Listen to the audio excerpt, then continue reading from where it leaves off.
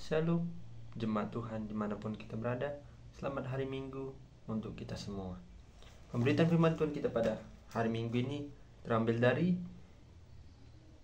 Markus 7 ayat yang ke-24 sampai dengan 37. Markus 7 ayat yang ke-24 sampai dengan ayat yang ke-37. Di sini ada dua kisah.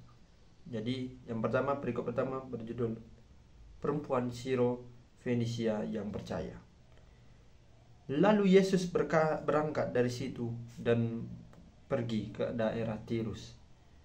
Ia masuk ke sebuah rumah dan tidak mau bahwa ada orang yang mengetahuinya. Tetapi kedatangannya tidak dapat dirahasiakan. Malah seorang ibu yang anaknya perempuan kerasukan roh jahat segera mendengar tentang dia, lalu datang dan tersungkur di depan kakinya. Perempuan itu seorang Yunani bangsa Siro-Fenisia. Ia memohon kepada Yesus untuk mengusir setan itu dari anaknya. Lalu Yesus berkata kepadanya, "Biarlah anak-anak kenyang dahulu, sebab tidak patut mengambil roti yang disediakan bagi anak-anak dan melemparkannya kepada anjing." Tetapi perempuan itu menjawab, "Benar Tuhan, tetapi anjing yang di bawah meja juga makan remah-remah yang dijatuhkan anak-anak." Maka kata Yesus kepada perempuan itu, "Karena kata-katamu itu, pergilah sekarang, sebab setan itu sudah keluar dari anakmu." Perempuan itu pulang ke rumahnya, lalu didapatinya anak itu berbaring di tempat tidur, sedang setan itu sudah keluar. Perikop yang kedua, Yesus menyembuhkan seorang tuli. Kemudian Yesus meninggalkan pula daerah Tirus dan dengan melalui Sidon pergi ke danau Galilea di tengah-tengah daerah Dekapolis. Di situ orang-orang membawa kepadanya seorang yang tuli dan yang gagap dan memohon kepadanya supaya ia meletakkan tangannya atas orang itu. Dan sesudah Yesus memisahkan dia dari orang banyak sehingga mereka sendirian, ia memasukkan jarinya ke telinga orang itu, lalu ia meludah dan meraba lidah orang itu. Kemudian sambil menengadah ke langit, Yesus menarik nafas dan berkata kepadanya, "Efata," artinya terbukalah. Maka terbukalah telinga orang itu, dan seketika itu juga terlepas pulalah pengikat lidahnya. Lalu ia berkata dengan baik. Yesus berpesan kepada orang yang ada di situ supaya jangan ada yang menceritakannya kepada siapapun juga. Tetapi makin dilarangnya mereka, makin luas mereka memberitakannya. Mereka takjub dan tercengang dan berkata, "Ia menjadikan segalanya baik. Yang tuli dijadikannya mendengar, yang bisu dijadikannya berkata-kata." Demikian pemberitaan firman Tuhan. Yang berbahagia dia yang mau mempraktekkan firman ini dalam kehidupannya sehari-hari. Sekali lagi saya sapa kepada kita semua, Shalom dan selamat hari Minggu untuk kita semua. Semoga di hari Minggu yang cerah ini kita masih diberikan nafas kehidupan oleh Tuhan dan berkat-berkat Tuhan terus mengalir kepada kita semua. Amin. Tema kita pada hari Minggu ini adalah hidup dalam iman dan perbuatan. Hidup dalam iman dan perbuatan. Saudara yang terkasih di dalam Tuhan kita Yesus Kristus, berbicara tentang hidup di dalam iman dan perbuatan. Dari apa yang telah kita baca tadi, dari dua kisah yang menggambarkan keajaiban dan mujizat Yesus, mari kita simak dan kita perdalamkan kisah ini secara bertahap dan secara perlahan-lahan. Kisah yang pertama yaitu tentang perempuan Siro yang mengatakan bahwasannya anaknya dalam kerasukan setan. Dia tahu Yesus datang ke daerah Tirus dan dia langsung menemui Yesus. Ketika perempuan itu bertanya, "Tuhan, apakah engkau bisa menyembuhkan diriku, menyembuhkan anakku yang sedang kerasukan setan?" Yesus berkata, "Biarlah anak-anak kenyang dahulu, sebab tidak patut mengambil roti yang disediakan bagi anak-anak dan melemparkannya kepada anjing." Lalu perempuan itu jawab, "Benar Tuhan, tetapi anjing itu yang di bawah meja juga makan remah-remah yang dijatuhkan anak-anak." Apa maksudnya di dalam perkataan Yesus dan dijawab oleh perempuan Siro ini? Nah, dari kisah ini, saudara yang terkasih, perempuan ini datang kepada Yesus memohon agar supaya anaknya yang kerasukan setan itu bisa dibebaskan, agar setan yang ada di dalam diri anaknya itu bisa dikeluarkan. Tetapi permohonan perempuan itu yang pertama kalinya ditolak oleh Yesus. Mengapa? Karena perkataan Yesus tadi, biarlah anak-anak itu kenyang dahulu. Nah, baru ketika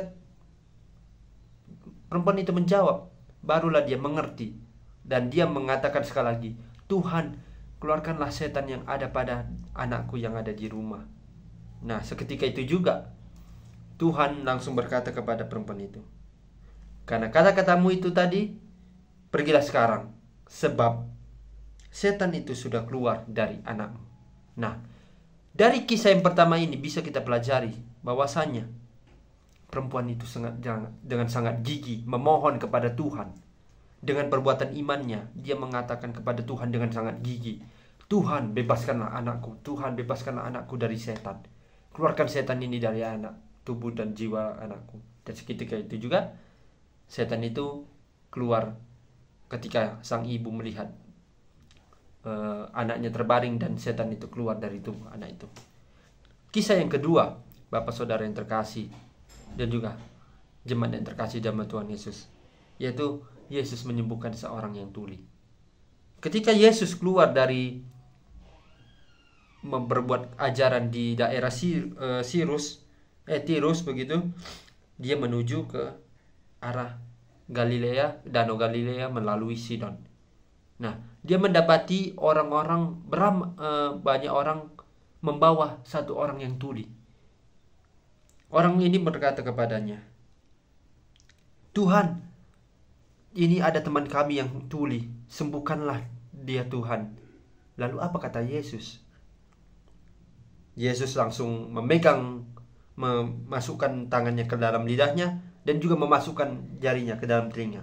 Dan seketika itu juga Yesus berkata kepadanya, Ephata, artinya terbukalah. Seketika itu juga orang yang tuli tadi menjadi bisa mendengar. Bukan hanya mendengar, tetapi juga bisa berkata-kata dengan berlancar baik begitu. Nah, dari kisah kedua ini, kita bahwasanya melihat dari hidup dalam perbuatan yang iman dan perbuatan dan iman, kita bisa lihat dari kegigihan, kesungguhan perbuatan yang dibawakan oleh orang banyak tersebut.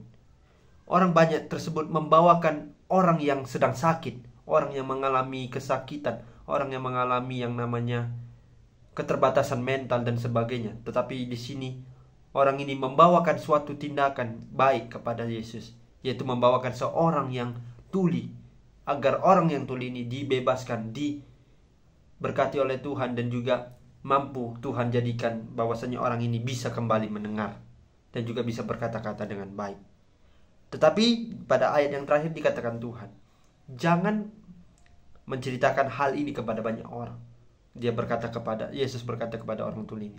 Tetapi sangat disayangkan, karena apa yang dikatakan Tuhan justru dia lawan apa yang dia sudah alami, apa yang dia sudah rasakan. Karena mujizat Tuhan itu sudah dirasakan dalam dirinya, dia langsung menceritakannya kepada banyak orang bahwasanya, hei, ini ada Tuhan kita yang sangat-sangat ajaib, Tuhan kita yang sangat maha kuasa.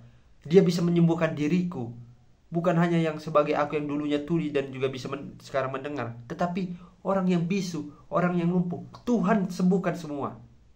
Oleh sebab itu, Tuhan mengetahui bahwasannya ketika dia melarang orang yang dia sembuhkan tadi untuk tidak menceritakan kepada banyak orang bahwasanya mujizat yang dia perbuat kepada dia sendiri itu sungguh luar biasa, tetapi malah cerita ini tersebar luas di seluruh negeri.